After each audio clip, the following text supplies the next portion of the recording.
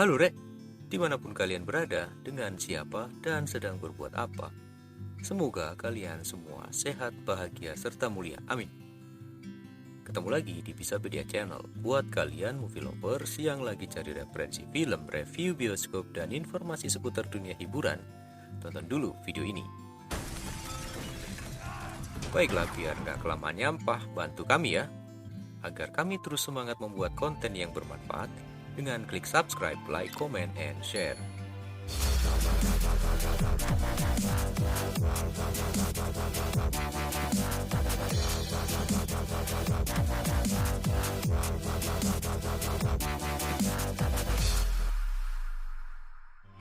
Halo movie lovers, kali ini Bisapedia bakalan bahas alur cerita film yang berjudul Don't Breathe Part 2. Buat kalian yang pernah nonton Don't Breathe Part 1 pada 2016 lalu, pasti sudah tidak asing lagi ya dengan aksi seorang kakek tua buta yang satu ini. Asli deh, beneran bikin sesak nafas. Tapi tenang, pada sequel yang kedua ini kalian tidak harus menonton part yang pertama, karena di film ini tidak banyak cerita yang berhubungan dengan film sebelumnya. So, jangan khawatir meskipun kalian belum nonton part pertama, kalian akan tetap menikmati film ini, tentu disertai dengan sensasi yang membuat Anda sesak nafas. Well, langsung saja ini dia, Don't Breathe Part 2.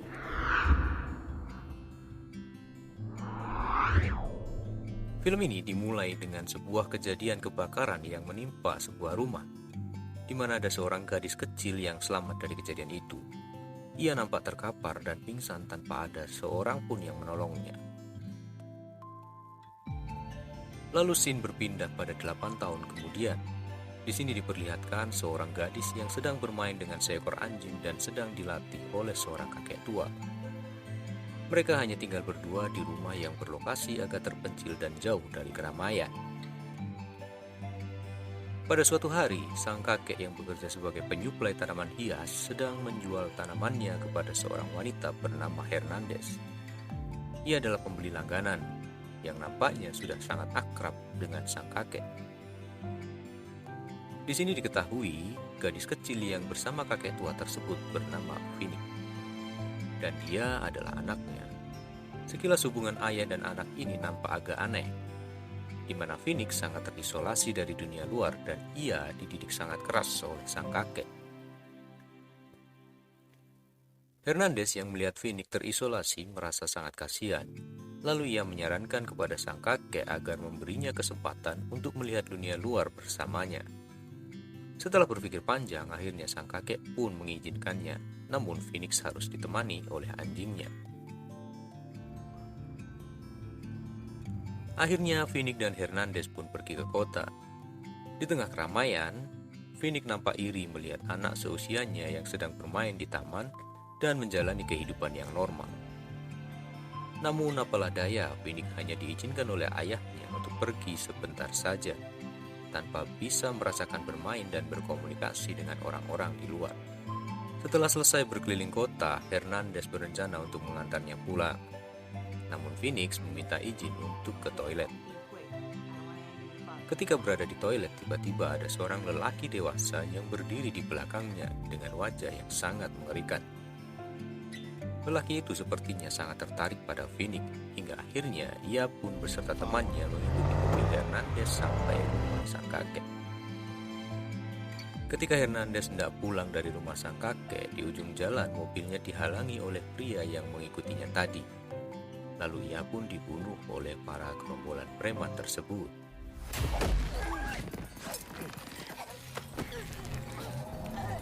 Hari semakin larut.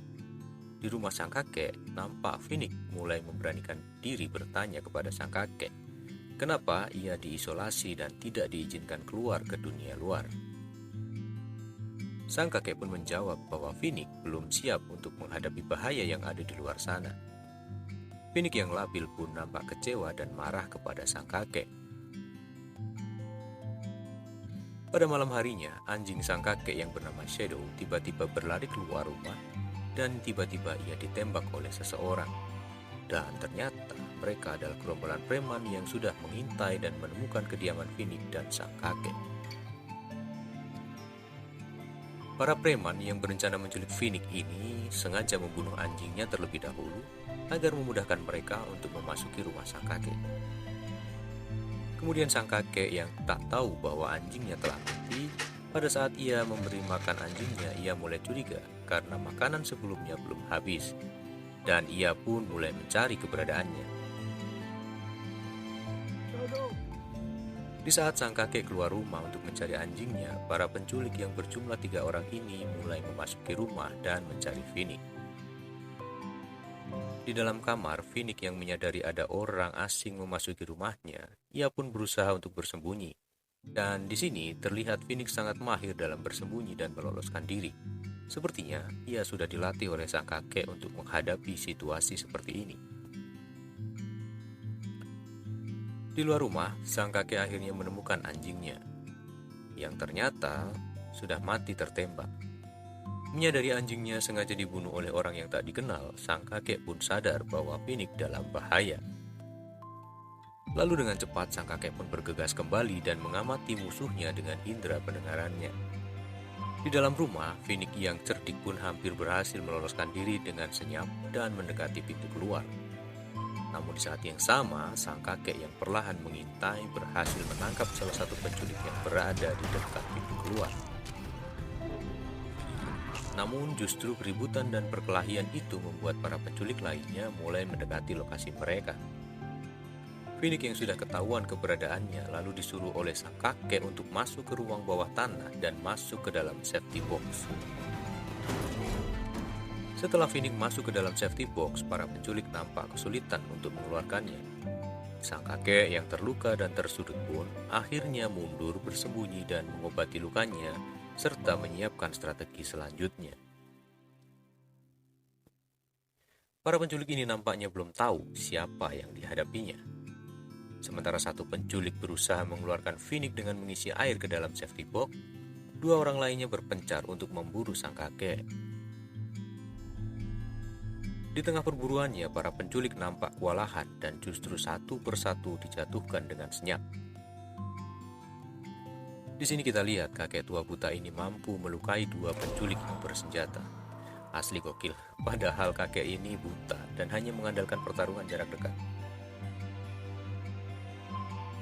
Setelah melumpuhkan 2 penculik yang memburunya, sang kakek yang ternyata mantan pasukan khusus ini berusaha masuk ke ruang bawah tanah dan menyelamatkan Phoenix. Dengan keunggulannya menguasai setiap detail rumah tanpa penglihatan, kakek ini mengunci pintu utama ruang bawah tanah dan melumpuhkan penculik dengan senyap. Namun, sang penculik memanfaatkan Phoenix sebagai umpan agar sang kakek muncul.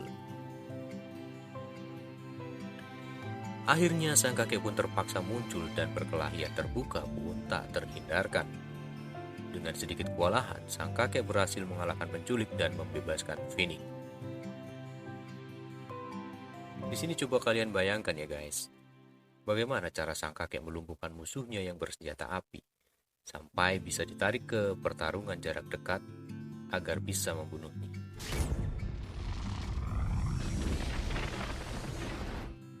Kalian harus nonton filmnya langsung ya, agar bisa merasakan sensasi menegangkan yang membuat sesak nafas ini.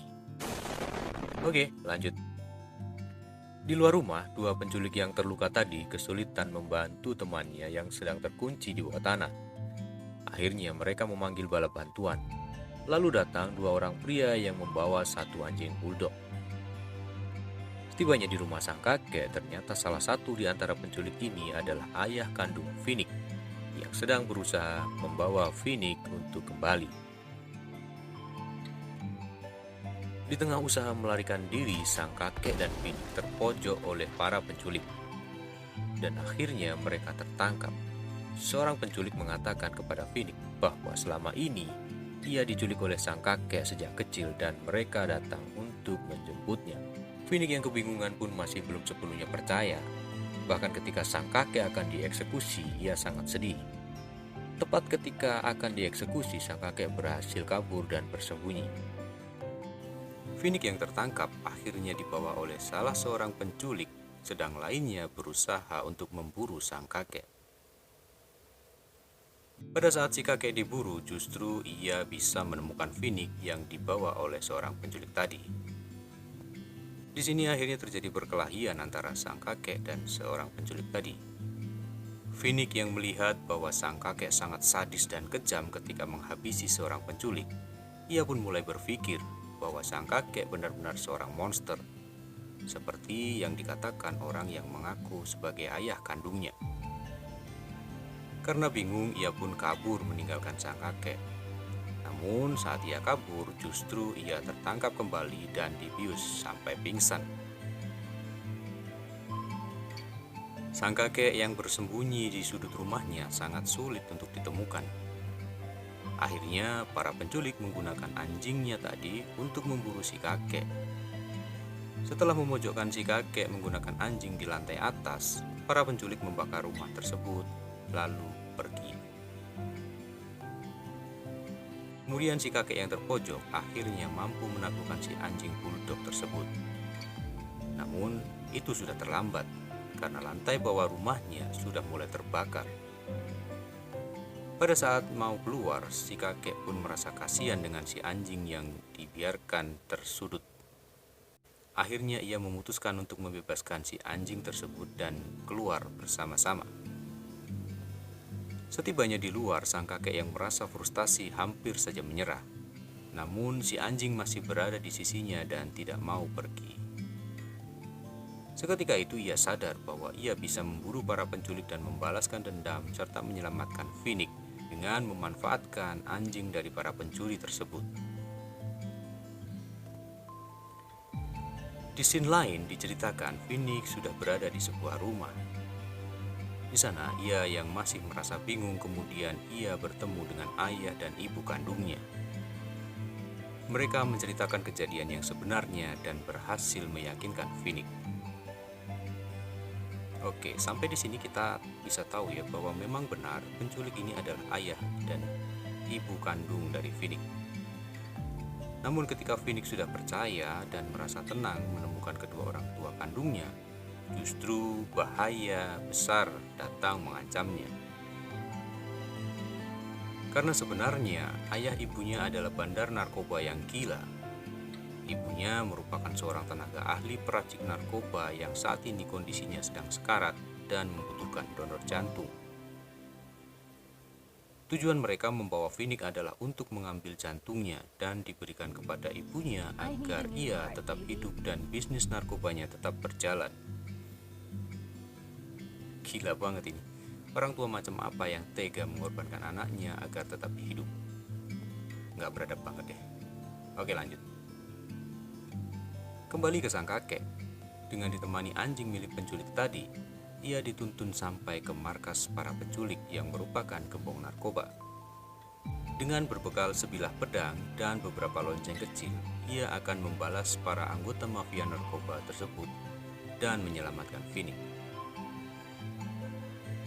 Sesampainya di markas para penculik, untung saja ia tepat waktu karena Finnick baru saja akan dibedah dan diambil jantungnya. Asli, di sini awalnya gue nggak kepikir gimana caranya kakek buta bisa melawan markas mafia seorang diri hanya dengan sebilah pedang dan buta pula. Tapi ya namanya film, kalau nggak drama nggak asoy lah ya. Untungnya pendekatan teknis dan skenario film ini bisa diterima sih. Bakalan bikin kita deg-degan parah. Asli keren banget. Kalian harus nonton film ini. Oke, lanjut lagi. Si kakek yang memanfaatkan kebutaannya sebagai keunggulan, disinilah kuncinya. Ingat ya, di sini kuncinya. Maka pertama yang ia lakukan adalah memadamkan listrik agar semua orang menjadi lemah dan dia sendiri sudah terbiasa dengan kegelapan. Di sini ia menunggu para mafia di ruang kendali listrik supaya sang kakek dengan senyap mampu membantai para mafia.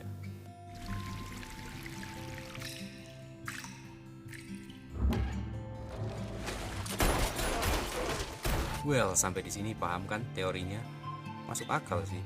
Memanfaatkan kelemahan sebagai keunggulan dan banyak lagi lainnya. Pokoknya kalian harus nontonlah film ini. Kemudian pada akhirnya si kakek mampu melumpuhkan semua anggota geng. Dan seperti biasa, biar epic, musuh terakhir yang harus di-highlight adalah orang tua Phoenix. Di sini diceritakan yang tersisa hanyalah ayah dan ibu kandung Phoenix, dan perkelahian menyisakan ayah kandung Phoenix versus si kakek buta. Singkat cerita, setelah perkelahian yang dimenangkan oleh si kakek, ia tidak membunuh ayah kandung Phoenix. Ia hanya membutakan mata si ayah Phoenix sambil berkata, "Well, sok keren banget ya." Kali ini si kakek tidak membunuhnya karena ia sadar akan perkataan Phoenix pada saat ia kabur, yang mengatakan bahwa ia adalah monster. Namun sebenarnya apapun yang dilakukan si kakek adalah untuk melindungi Phoenix. Di akhir cerita, si kakek pun menceritakan kepada Phoenix bahwa benar, ia bukanlah ayah kandung Phoenix, dan ia hanya menyelamatkannya lalu merawatnya seperti anak kandungnya. Bahkan ia menceritakan bahwa dia sebelumnya memanglah seorang monster yang tidak pantas menjadi seorang ayah. Lalu si kakek menyuruh Phoenix meninggalkannya. Namun justru Phoenix akhirnya sadar bahwa si kakek selama ini benar-benar menyayanginya dan melindunginya. Di tengah percakapan tersebut, ayah kandung Phoenix yang masih hidup menusukkan pedang ke arah si kakek. Lalu Phoenix pun membalasnya dengan menikam ayahnya tersebut dengan sampai tewas. Akhirnya, melihat si kakek yang sudah tidak bergerak lagi dan ayah ibunya yang sudah tewas, Phoenix pun pergi menjalani hidupnya sendiri.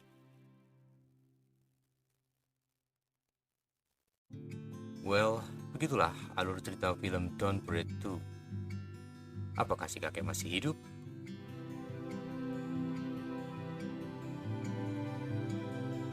Kalau kalian ingin tahu cerita selanjutnya, kalian harus nonton film ini, karena pada scene after credit title, kalian akan menemukan jawabannya. Baiklah movie lovers, sampai di sini alur cerita film kali ini. Saran kita, setelah nonton video ini, segera tonton film aslinya yang akan segera tayang di bioskop kesayangan kalian. Pastinya sensasinya bakalan lebih mantap. Buat kalian yang sudah nonton, boleh dong komen-komen di komentar tentang film ini. Oke, sampai jumpa di Wisapedia episode selanjutnya. Bye-bye.